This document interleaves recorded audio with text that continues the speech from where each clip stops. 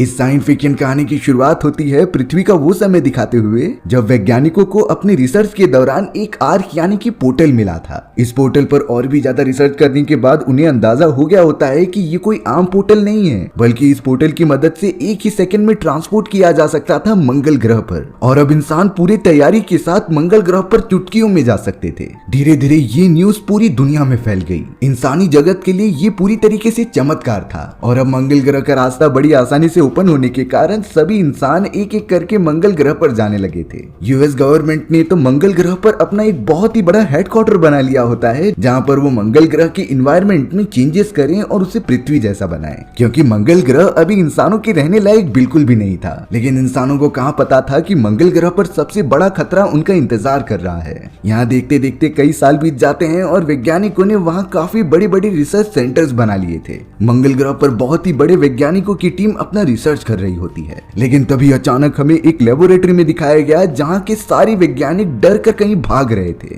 दरअसल उनका कोई लगातार पीछा कर रहा था जो उन्हें मारना चाहता है। उन सभी के चेहरे पर डर साफ साफ झलक रहा था। सभी अपनी जान बचाकर एक दूसरे सेफ प्लेस पर जा रहे होते हैं जहाँ उन्हें कुछ ना हो। अब हमें स्टीव नाम के एक वैज्ञानिक को दिखाया जाता है जो सबसे ज्यादा सीनियर था। वो सेफ जगह पर पहुंच गया होता है, लेकिन एक लेडी लगातार भागते हुए उनके पास आ रही थी और कह रही थी कि दरवाजा मत बंद करना। लेकिन स्टीव को पता था कि अगर वो जरा भी देरी करेगा तो पीछे आ रहा वो खतरनाक शैतान उन्हें मार देगा। इसीलिए स्टीव बिना कुछ सोचे समझे दरवाजे को बंद कर देता है। वो लेडी तो अपना हाथ भी आगे करती है दरवाजा रोकने के लिए, लेकिन उसका हाथ पूरा का पूरा कट गया था। फिर भी स्टीव उस दरवाजे को ओपन ही नहीं करता। थोड़ी ही देर में बाहर की तरफ कोई अनजान सी चीज आई और उस लेडी को मार कर खा लिया। उसके अंदर इतनी ज्यादा एनर्जी थी कि उसने दरवाजे को ही आधा तोड़ दिया होता है। स्टीव को भी लगने लगा कि वो बच नहीं पाएगा, इसीलिए उसने एक मैसेज रिकॉर्ड करके अर्थ पर भेज दिया कि यहाँ सिक्योरिटी टीम की जरूरत है। मंगल ग्रह पर मौजूद एक बहुत ही बड़ा खतरा हमें खत्म कर रहा है। स्टीव तो मदद के लिए ये सारी चीजें रिकॉर्ड करके पृथ्वी की तरफ ट्रांसफर कर देता है, जो कुछ घंटों के अंदर पृथ्वी वालों को मिल भी जाएगा। पर शायद स्टीव उस खतरनाक पीछा कर रही चीज से बचने नहीं वाला, इसीलिए स्टीव ने ये मैसेज पहले ही भेज दिया होता है और उस खतरनाक जीव के बारे में भी बता दिया होता है। अब हम यहाँ पृथ्वी पर यूएस मिलिट्री के कुछ सोल्जर्स की टीम को देखते हैं। उनमें से मिलिट्री कैप्टन का नाम श्रेक होता है। श्रेक को जैसे ही डॉक्टर स्टीव का मैसेज मिला वो पूरी तरीके से चौंक गया, और अब मिलिट्री फोर्सेस का कैप्टन होने के नाते उसे मदद करने तो जरूर जाना ही होगा।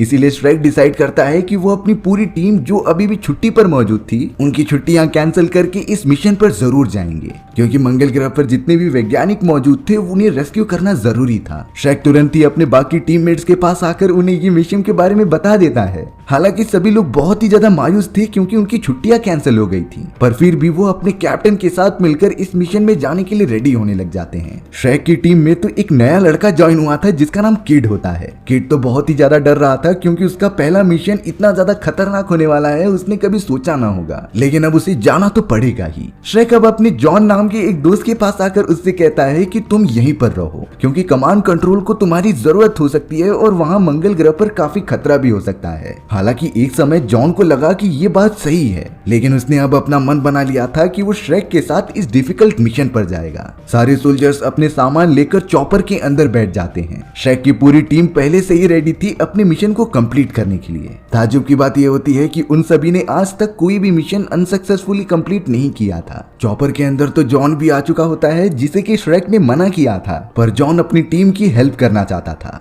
अब यहाँ सारे लोग बैठने के बाद श्रेक सभी को मिशन के बारे में बता रहा होता है, और साथ ही साथ उन्हें डॉक्टर स्टीव की वीडियो भी दिखा रहा था जिसमें कि वो प्रॉब्लम के बारे में बता रहे होते हैं। श्रेक तो सभी को मिशन के बारे में बता रहा था कि हमें किसी भी तरीके से मंगल ग्रह की उस लेबोरेटरी में जाकर जो खतरनाक जीव उसके अंदर घुसाया है उसे खत्म करके लोगों को बचाना है। और हमें हाई कमांड से एक खबर मिली है कि अगर वो दरिंदा बहुत ही ज्यादा खतरनाक रहेगा तो पूरे लेबोरेटरी के साथ उसे भी खत्म कर दिया जाएगा। मंगल ग्रह पर एक जानवर का होना बहुत ही ज्यादा खतरनाक लग रहा था सभी को, लेकिन फिर भी उन्हें ये मिशन तो कंप्लीट करना ही होगा। वो सभी लोग अपने हेलीकॉप्टर्स लेकर निकल पड़ते हैं एक डेजर्ट में जहाँ टेलीपोर्टेशन पोर्टल मौजूद था। रास्ते में सभी लोग थोड़ा रिलैक्स जाते हैं क्योंकि उन्हें बड़े खतरे का सामना करना है। श्रेक तो अब लगातार जॉन से पूछने लगा कि आखिर मेरे मना करने के बावजूद भी तुम क्यों इस मिशन पर आना चाहते हो, क्योंकि ये मिशन खतरनाक हो सकता है। तब जाकर जॉन ने रियलिटी बताई कि मेरी बहन भी कई साल पहले उसी लेबोरेटरी पर रिसर्च करने गई थी और अब वो फंस चुकी है तो मेरी जिम्मेदारी बनती है कि मैं वहाँ जाकर अपनी बहन को बचाऊं। श्रेक भी यहाँ पर जॉन की मजबूरी समझ चुका था और वो भरोसा दिलाता है कि हम सभी को बचा लेंगे। सारे सोल्जर्स अब जल्द से जल्द डेजर्ट में मौजूद उस लेबोरेटरी के अंदर पहुंच जाते हैं, जहाँ एक वैज्ञानिक सभी को प्रोसीजर्स बता रहा था कि उन्हें पोर्टल के अंदर कैसे जाना है। श्रेक अपनी पूरी टीम के साथ एक लिक्विड जैसे सब्सटेंस के पास आ गया था जो कि पोर्टल होता है, और यही पोर्टल उन सभी को 1 सेकेंड के अंदर मंगल ग्रह पे ट्रांसफर कर देगा। श्रेक के कहने पर सारे सोल्जर्स एक एक करके टेलीपोर्टेशन मशीन में जाने लगते हैं, जिससे कि वो मंगल ग्रह के उस लेबोरेटरी में पहुंच गए थे। स्पेस टाइम में इतनी तेजी से ट्रेवल करने के कारण उनका सर चकराने लगा था और उन्हें उल्टी भी हो रही थी, पर उन सभी ने इससे भी कड़ी सिचुएशन के लिए ट्रेनिंग की होती है, जिससे कि वो सब जल्दी रिकवर हो जा रहे थे।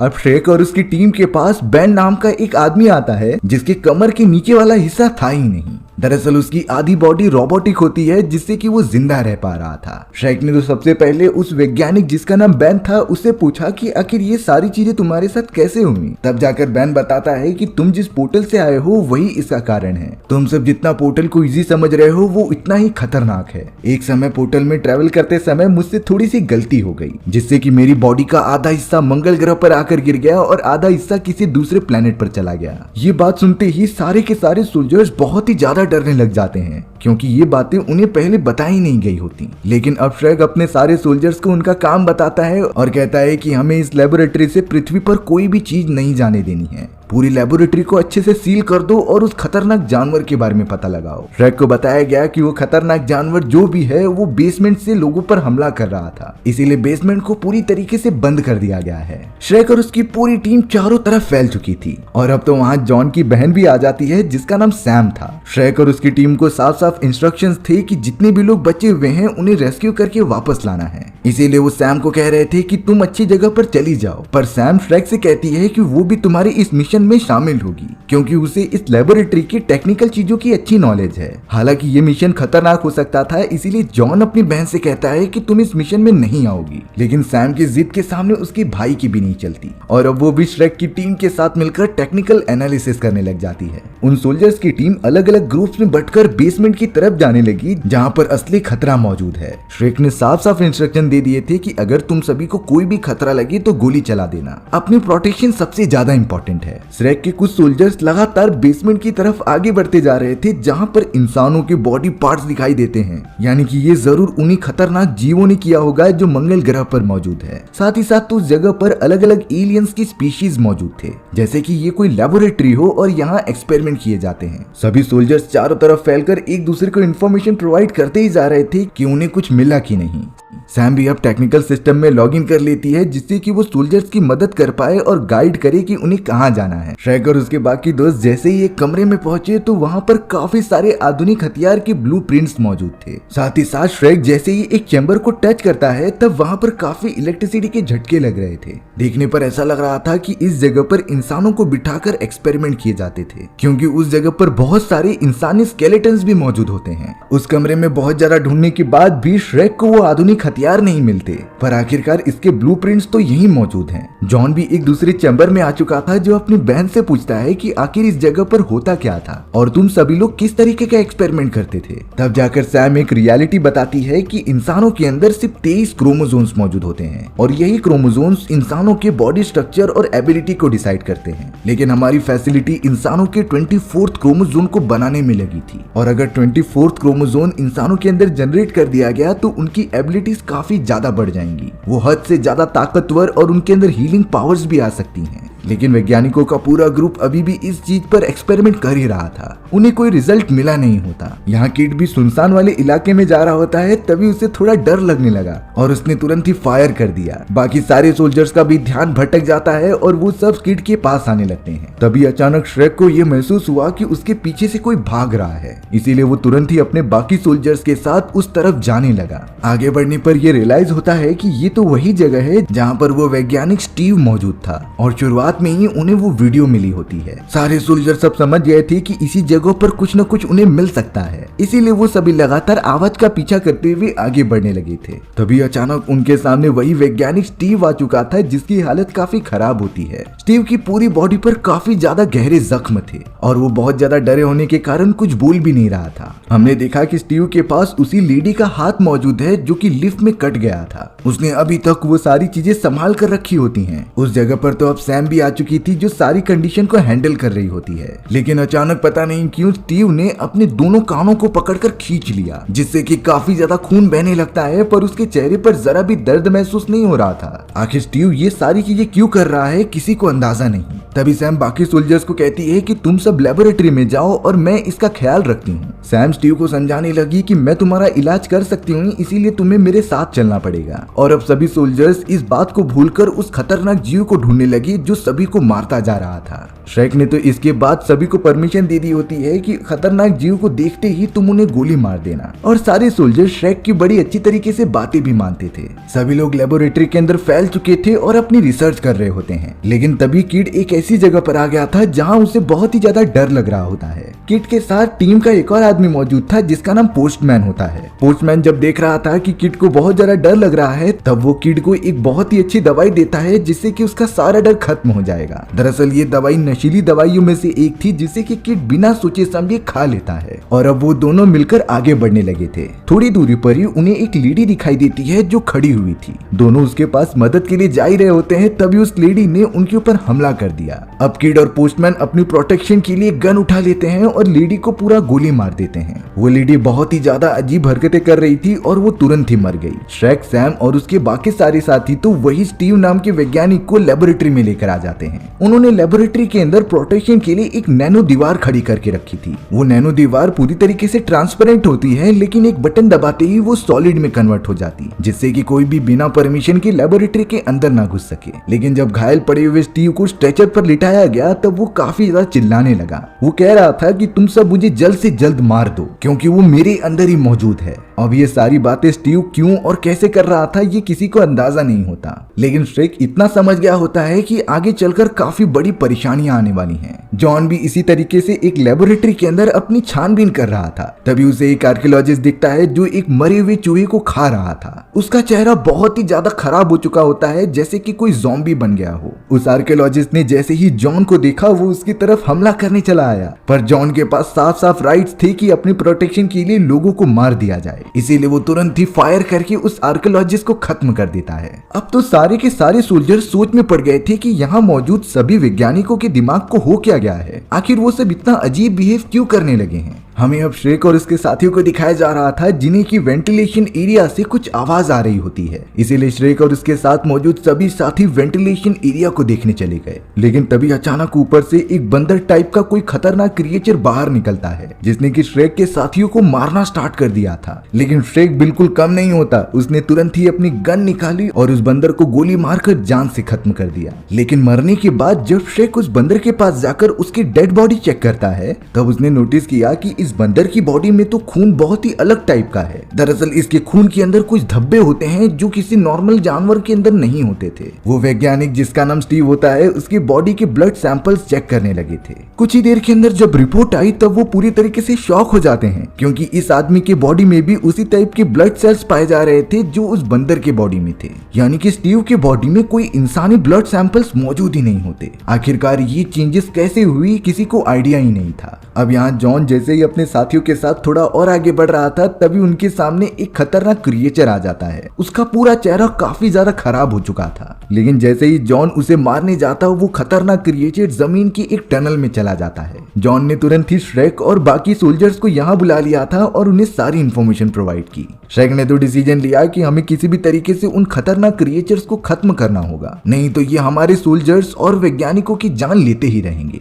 इसीलिए अब श्रेक के साथ कई सारे टीम मेंबर्स उस मैन होल में चले जाते हैं जहां पर वो खतरनाक क्रिएचर गायब हो चुका था। अंदर जाते ही उन्हें कई सारे ओपनिंग्स दिखाई देते हैं जिसके अंदर से शायद शायद क्रिएटर जाके छुप जाता था। वो सभी लोग जल्द से जल्द आगे बढ़कर सारी चीजें चेक करने लगे थे, लेकिन तभी अचानक पानी के अंदर से वही खतरनाक क्रिएचर बाहर निकलता है और श्रेक के एक मेंबर को जान से मारने लगता है। उस सोल्जर की हालत काफी ज्यादा बुरी हो चुकी थी क्योंकि क्रिएचर ने उसके गले पर अटैक किया था। इतनी बुरी तरीके से काटने के बाद भी वो सोल्जर अभी भी जिंदा था। जॉन और श्रेक बहुत ही ज्यादा गुस्सा हो गए, इसीलिए उन्होंने उस क्रिएचर के ऊपर फायर कर दिया, जिससे कि वो क्रिएचर जिसका चेहरा बहुत ही ज्यादा खतरनाक था वो तुरंत ही मर जाता है। लेकिन फिलहाल के लिए उन्हें अपने सोल्जर की जान बचानी थी, इसीलिए वो सभी उसे लेकर लेबोरेटरी में सैम के पास आ गए। उस सोल्जर का गला तो पूरी तरीके से कट चुका था, लेकिन फिर भी श्रेक सैम से कहता है कि इसे जिंदा कर दो, पर शायद अब काफी ज्यादा देर हो चुकी थी क्योंकि वो सोल्जर तो सांस भी नहीं ले रहा था। उस सोल्जर के मरने के बाद श्रेक और जॉन तो काफी ज्यादा डिप्रेशन में चले गए क्योंकि ये उनका बहुत ही पुराना साथी था। श्रेक तो अब सैम के सामने वही खतरनाक क्रिएचर को लाता है जिसकी पूरी बॉडी स्ट्रक्चर एकदम इंसानों जैसी थी, लेकिन ऊपरी वाला हिस्सा काफी बदल चुका था। सैम ये सारी चीजें देखकर एकदम चौंक जाती है और उसे कुछ नहीं समझ रहा होता।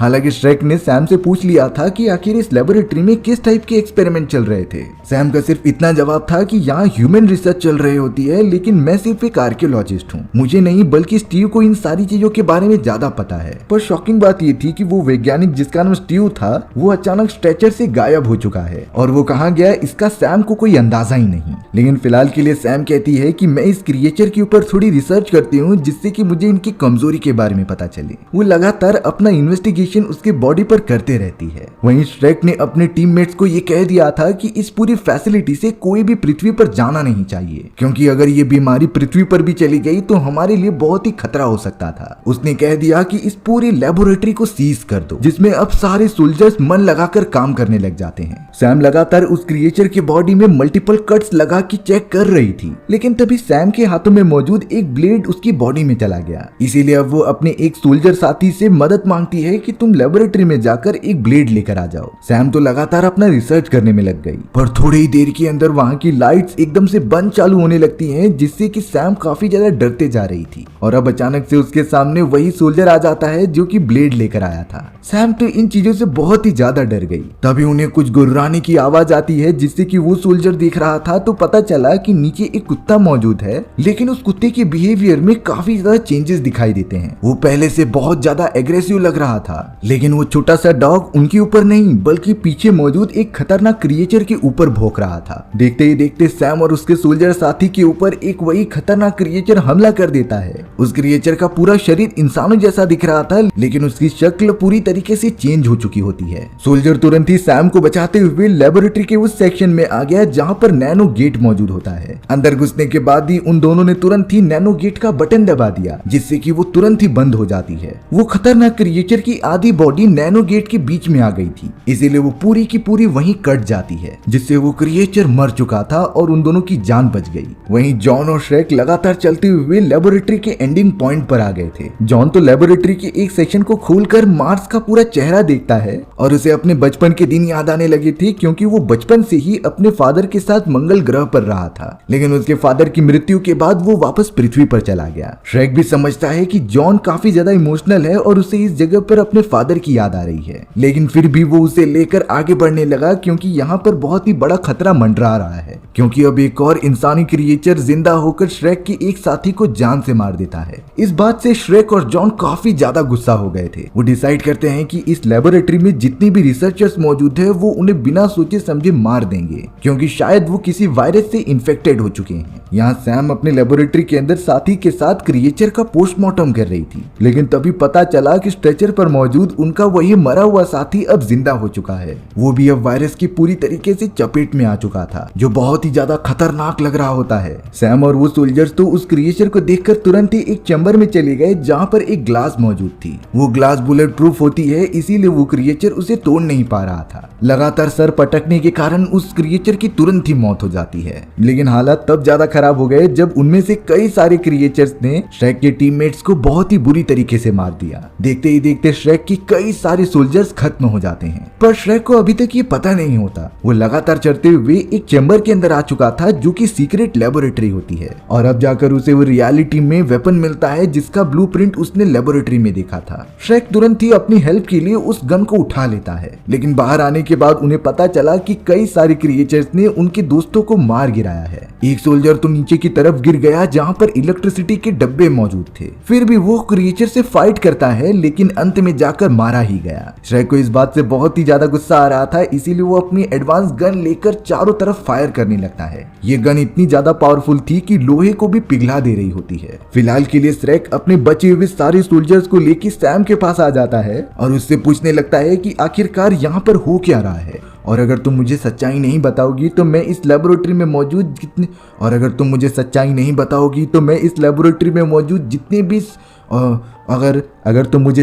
बताओगी तो मैं लेबोरेटरी में मौजूद जितने भी साइंटिस्ट और आर्कियोलॉजिस्ट हैं उन्हें पूरी तरीके से खत्म कर दूंगा, क्योंकि मेरे आधे से ज्यादा सोल्जर साथी मारे जा चुके हैं। बहुत ज्यादा सोचने के बाद सैम उन सभी को एक वीडियो दिखाती है। ये वीडियो लेबोरेटरी में होने वाले कुछ एक्सपेरिमेंट्स की थी, जहाँ पर वैज्ञानिकों ने काफी रिसर्च करके एक सीरम बनाया होता है। ये सीरम उन लोगों ने इस पर्पज से बनाया था कि नॉर्मल इंसानों को 24वां क्रोमोसोम प्रोवाइड करके उनके अंदर कुछ एबिलिटीज जनरेट कर दी जाए, जिससे कि वो सुपर ह्यूमंस में कन्वर्ट हो जाते थे। लेकिन कुछ समय बाद इस सीरम का असर कुछ लोगों पर बहुत ही अजीब तरीके से होने लगा। वो सुपर ह्यूमन तो बन जाते हैं, लेकिन वो काफी ज्यादा खतरनाक हो चुके थे, जिससे कि उनका माइंड उनके कंट्रोल में ही नहीं रह गया। और जिन जिन लोगों के ऊपर सीरम एक्सपेरिमेंट किया गया था वो पूरी तरीके से लेबोरेटरी में फैलकर सभी को मार रहे हैं। ये सारी बातें जानने के बाद श्रेक की पूरी टीम काफी कंफ्यूज हो चुकी थी कि वो करे क्या। लेकिन श्रेक कैप्टन होने के नाते उन सभी को बताता है कि हमें ये पूरी लेबोरेटरी डिस्ट्रॉय करनी होगी, और साथ ही साथ तुम ये डेटा डाउनलोड कर लो जिसे कि हम पृथ्वी पर लेकर जाएंगे। लेकिन उनमें से कोई भी खतरनाक क्रिएचर पृथ्वी तक नहीं पहुंचना चाहिए, इसकी सावधानी हमें बरतनी होगी। इसीलिए अब श्रेक अपने सारे सोल्जर्स को लेकर उस पोर्टल वाले इलाके में जाने लगता है जहाँ से वो पृथ्वी पर टेलीपोर्ट हो जाए। जॉन अपनी बहन सैम को कह रहा था कि तुम्हें भी प्रोटेक्शन की जरूरत है, इसीलिए तुम मेरे साथ चलो, पर जॉन कहती है कि मैंने इस सीरम पर थोड़ी सी रिसर्च की है और मुझे इतना पता चला है कि ये सीरम हर इंसान के ऊपर अलग अलग इफेक्ट करता है। जितने भी लोग खतरनाक क्रिएचर में कन्वर्ट हो चुके हैं उनका दिमाग पहले से ही बहुत ही ज्यादा गुस्से वाला और क्रूअल था, जिससे कि उनकी हालत ये हो गई।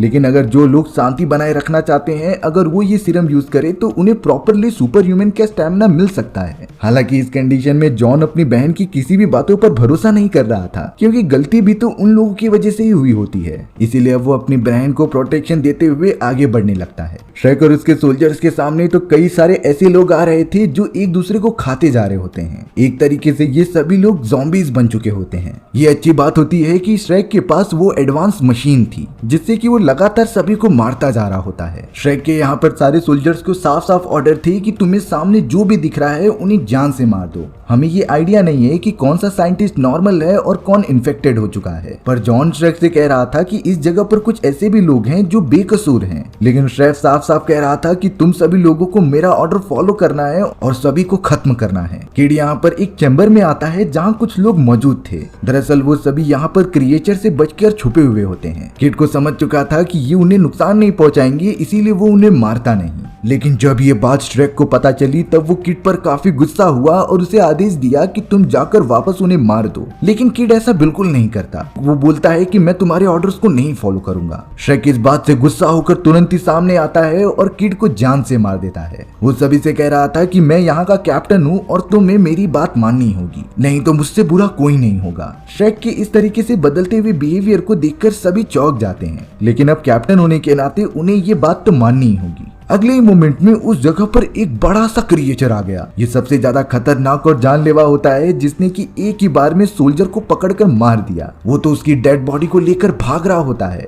श्रेक और उसके बाकी साथी हमला तो कर रहे थे, लेकिन इसका कुछ फायदा नहीं होता। अब तो उसी क्रिएचर ने श्रेक को भी पकड़ लिया और अपने साथ खींचकर लेके जाने लगा। लगातार गोली चलाने के कारण एक गोली जाकर जॉन को भी लग जाती है, जिससे कि वो काफी घायल हो चुका था। और अब सैम अपने भाई को देखती है तो पता चला कि ये अपनी आखिरी सांसें ले रहा है। इसीलिए अब अपने भाई को बचाने के लिए सैम ने टफ डिसीजन ले लिया। उसने लेबोरेटरी में बनाया गया सुपर ह्यूमन का सीरम अपने भाई की बॉडी में इंसर्ट कर दिया होता है। जॉन तो अपनी बहन को मना कर रहा था कि मैं भी एक खतरनाक क्रिएचर में कन्वर्ट हो जाऊंगा, लेकिन सैम को अपने भाई पर भरोसा होता है कि वो ऐसा बिल्कुल भी नहीं करेगा, क्योंकि वो दिल से बहुत ही ज्यादा अच्छा था। सीरम पूरी तरीके से इंजेक्ट हो चुका होता है और कुछ ही देर बाद जॉन की आंखें खुल गईं। उसने नोटिस किया कि वो क्रिएचर नहीं बना है और उसके बॉडी पर लगे हुए सारे घाव अपने आप ही भर चुके हैं। यानी कि सीरम ने सच में काम किया और जॉन को सुपर पावर्स मिल चुकी होती हैं। जॉन तुरंत ही अपनी बहन को ढूंढते हुए दूसरी तरफ जाने लगा। रास्ते में उसे कई सारे क्रिएचर्स मिलते हैं जिससे कि वो बड़ी आसानी से खत्म करते हुए आगे बढ़ता जा रहा था। अब तो जॉन को गोलियों से भी मारने की जरूरत नहीं, क्योंकि उसके पास सुपर ह्यूमन स्टेमिना जो मौजूद था। जो भी लोग इन्फेक्टेड थे वो खतरनाक क्रिएचर में कन्वर्ट हो जाते हैं। यहाँ तक कि कई सारे सोल्जर्स भी अब दानव बन चुके थे। जॉन तो अब उनकी फिक्र नहीं करता और लगातार फाइट करते हुए अपनी बहन के पास पहुंच जाता है। जॉन तुरंत ही अपनी बहन को बचाते हुए एक पोर्टल से पृथ्वी पर पहुंच चुका था और उसे लगता है कि वो दोनों बच चुके हैं। लेकिन अब उनके सामने कैप्टन श्रेक आ चुका था, जो कि अब इन्फेक्टेड हो चुका है उसी खतरनाक वायरस से। श्रेक के पास वो खतरनाक वेपन मौजूद था जिससे कि वो जॉन के ऊपर हमला करने लगता है, पर जॉन के पास भी सुपर स्पीड थी, इसीलिए वो उसके हमलों से बचते हुए कहीं दूर भाग जा रहा था। दोनों के बीच अब एक घमासान लड़ाई चालू हो जाती है। एक समय के बाद तो वो दोनों हथियारों से लड़ना छोड़कर फाइटिंग करने लगे थे। कभी जॉन भारी पड़ रहा था तो कभी श्रेक, लेकिन श्रेक का बॉडी साइज काफी ज्यादा बड़ा होता है, इसीलिए उसने जॉन को काफी मल्टीपल पंचेस मारे। जॉन समझ नहीं पाता कि वो इसे कैसे हराए, क्योंकि एक समय के बाद श्रेक खतरनाक क्रिएचर में कन्वर्ट होकर चारों तरफ तबाही मचा देगा। इसीलिए जॉन ने एक प्लान बनाया और अपने आप को उसके सामने कमजोर दिखाने लगा। वो तो खुद मार खाते रहता है, जिससे कि श्रेक उसके पास आए और वो उसे पोर्टल के काफी ज्यादा क्लोज लेकर चला जाता है। जॉन तुरंत ही श्रेक को उठाकर उस पोर्टल के अंदर फेंक देता है, जो कि मंगल ग्रह पर टेलीपोर्ट हो चुका था। श्रेक तो अब उसी पोर्टल से वापस पृथ्वी पर आने की कोशिश करता है, लेकिन इससे पहले जॉन ने एक बहुत ही पावरफुल ग्रेनेड बाहर निकाला और उसे पोर्टल से होते हुए मंगल ग्रह की तरफ फेंक दिया। ये ग्रेनेड तो मंगल ग्रह में मौजूद श्रेक के ऊपर जाकर गिरता है, जिससे कि पूरी लेबोरेटरी डिस्ट्रॉय हो चुकी थी। यानी कि जॉन ने आखिरकार उस लेबोरेटरी में मौजूद सारे के सारे इन्फेक्टेड लोगों को खत्म कर दिया होता है और अब उसने डिसीजन लिया कि वो इस पोर्टल को मंगल ग्रह की तरफ कभी नहीं ओपन करेंगे। जॉन की बहन बेहोश हो चुकी थी, इसीलिए वो उसे अपने घर पर लेकर जाता है और इसी के साथ हमारी ये एडवेंचरस कहानी यहीं खत्म हो गई। सो व्यूअर्स, आपको ये स्टोरी कैसी लगी कमेंट सेक्शन में बताना भूलना मत, और इसी तरीके की मजेदार स्टोरीज आने वाली हैं तो जल्द से जल्द चैनल को सब्सक्राइब भी कर देना। मिलते हैं मजेदार कहानियों में, तब तक के लिए बाय बाय।